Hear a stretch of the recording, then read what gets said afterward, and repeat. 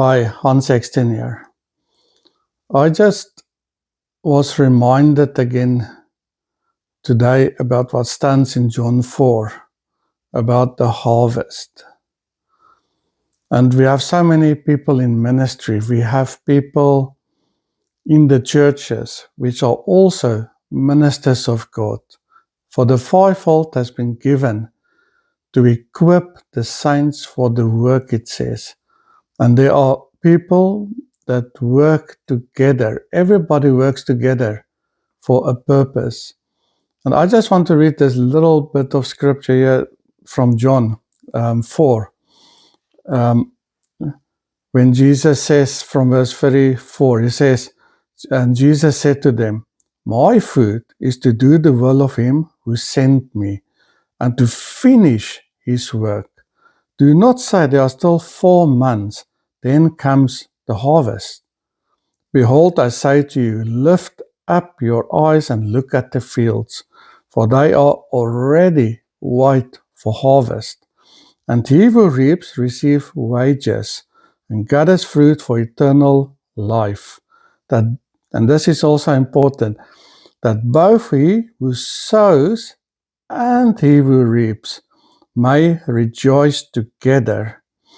For this saying is true. One sows and another reaps. I sent you to reap that for which you have not labored. Others have labored, and you have entered into their labors.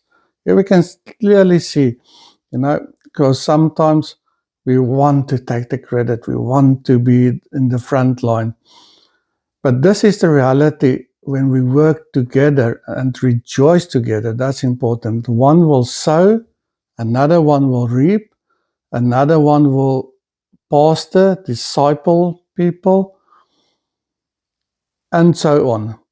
And it's important for us that we understand that the harvest is ready.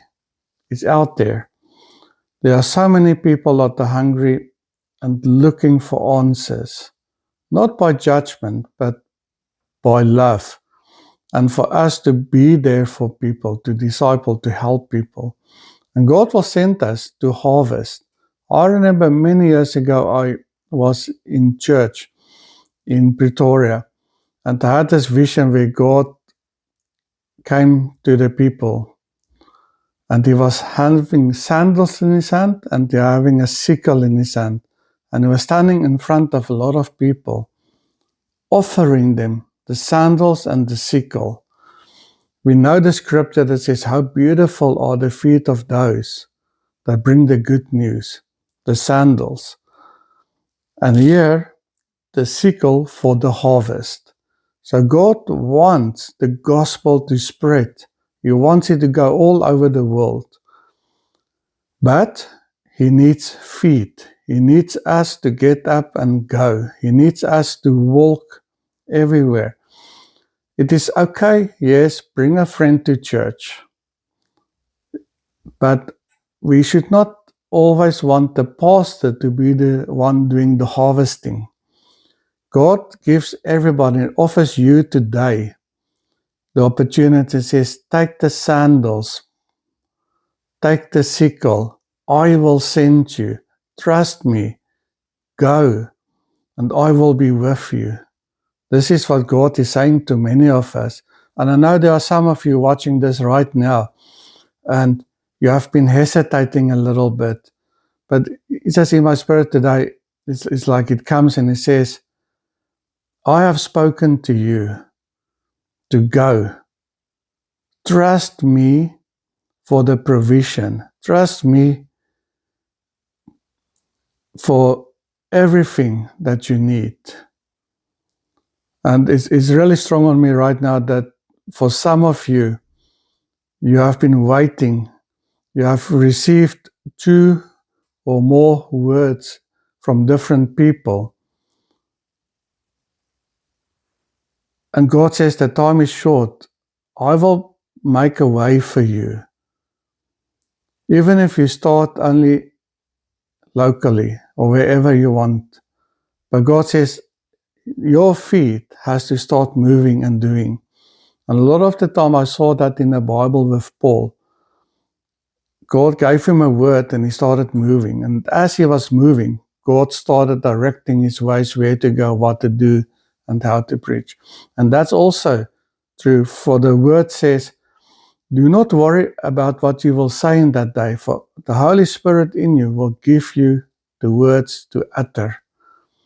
Just like Moses that said at the burning bush, oh God, I'm not qualified, I can't do this. And God says, I am with you. You just have to go. And when Moses went, God started performing the signs and the wonders until Pharaoh said, go, take your people and go. The same with us. God expects us to trust him to go. So I just want to say, for those that take this to your leadership, take this to the people that you trust that will support you, and move and put on the sandals of the gospel. Take the sickle today in the spirit and go and be part of the great harvest. Have a great day today.